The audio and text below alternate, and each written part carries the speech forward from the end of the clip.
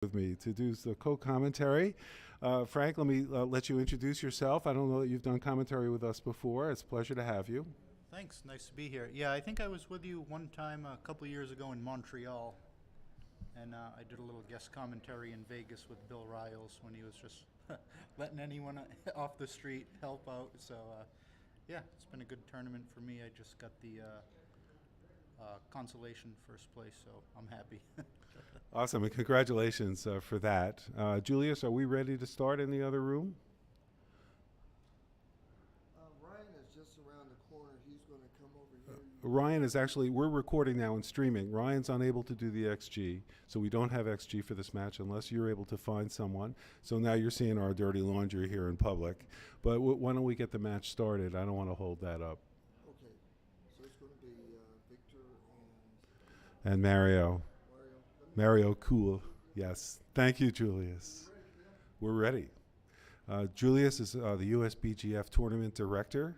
We were going to have Ryan Robolo do the XG. Unfortunately, he's with a group that had to leave. I think they had to catch a plane, so he was unable to stay as we got started a little bit later than perhaps we thought would work out for him. So we'll see if we can find an XG replacement. But in the meantime, we do want to get the match started. The chairs are empty right now. Julius is going into the room to talk with Mario and Victor, and let's get this party started. This is the super jackpot. So Victor just won the Open Championship against Jack Edelson, and now he's playing in the finals against Mario Cool. So this is cool. Yeah, that's a dream weekend for Victor, and he deserves it. He's such a great player, and he's just mowing them down. So, yeah, good luck. And it's tough to get in front of someone like that when they're so hot. And let me give a little bit of background on Mario Cool because a lot of U.S. players do not know him.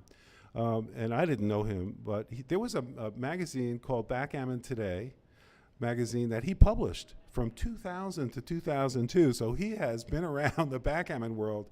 He was on one of the Yeah, because I had never met him either, so I Googled his name, and I guess he was a giant in the early 2000s, either '01 or '03, so he's definitely a very good player, and he was a perfectly nice guy. He was over here with 3 or 4 of his German friends who flew in together, I guess, and they had a piece of each other's action. But I guess Oh, that's nice. Good for them. Well, they're going to do very well.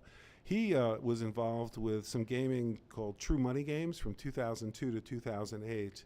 By training, he's a software engineer, and he had built a business in Germany. He lives outside of Berlin in Potsdam, doing C++ and SQL and doing custom software and database development. And he sold that company in 2012. So now he's ready to get back into the backgammon world. He said he plans to attend about 10 or more tournaments this year. But his background is computer science, which he studied in Germany. And he also, for hobbies, likes gin rummy. He likes card games, but backgammon is his true love. And he is a top flight player. So Victor has his work cut out for him. We just did an interview with Victor separately in a separate video. So if you'd like to check that out on YouTube or Twitch or Facebook Live on either USBGF or Voice of Backgammon, you'll see that interview there. Julius? Oh, we're still waiting on the players. They've decided to split the money and just not play the match apparently. No, just kidding. Well, good for Mario. That's always great if someone can combine 2 passions like backgammon and computer programming into the same great thing. Like that's like the pie in the sky. It's really true, right? I mean, there's so much mathematical analysis and computer science going on in the world of backgammon. Yet, it's a game that so many players are not math-oriented, and they learn positional feelings. There are world-class players who never really did the math. People like Falafel. And even Steve Sachs sometimes says, I just want to get a feel. Bob Wachtel says that quite often. So there are a lot of players who don't always, go into the math. And part of the reason for that is that it's a people game. Your opponent can be someone who tends to drop early doubles. So you're going to make a blunder and double early because you think you might get a drop. Why not, right? Or another player will take any double. You wait after, anybody else would have reasonably doubled, but you don't, and then you double a little bit later, they take it, and you get a gammon out of it. So knowing your opponent can help you play a better game, even if the bots tell you mathematically you didn't do the right thing. Right, yeah, for sure there is a psychological aspect to this. I try not to go too overboard with the player skill-based adjustments. But yeah, I'm not a math player, and in fact, I'm not a math person at all. I got as high as pre-cal, and even that was a struggle for me. So I actually like, personally, I like geometry because it was more of a visual thing, like visual patterns and shapes and stuff. So yeah, just so for anyone out there who's not a big numbers person, like, for sure, don't be intimidated.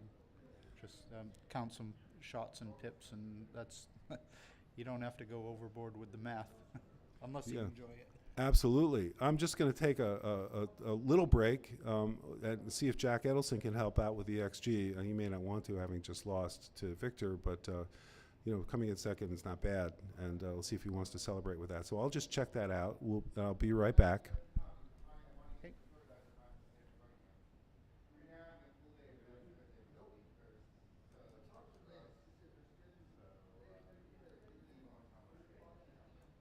Yeah, just seeing who's available for these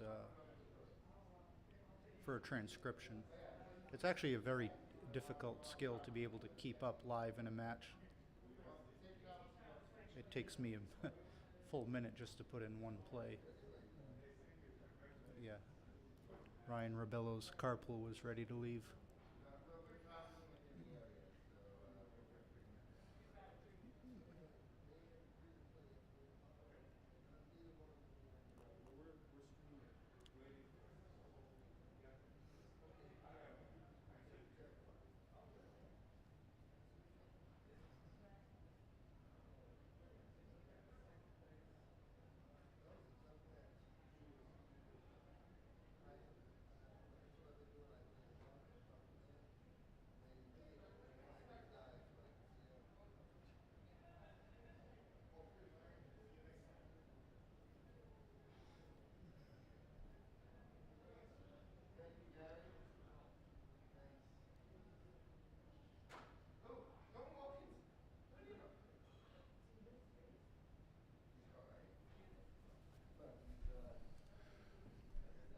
Both Jack and his wife Christina came in second place. Jack in the Open, Christina in the ladies, and congratulations to them. Not bad to bring down two trophies in the same family.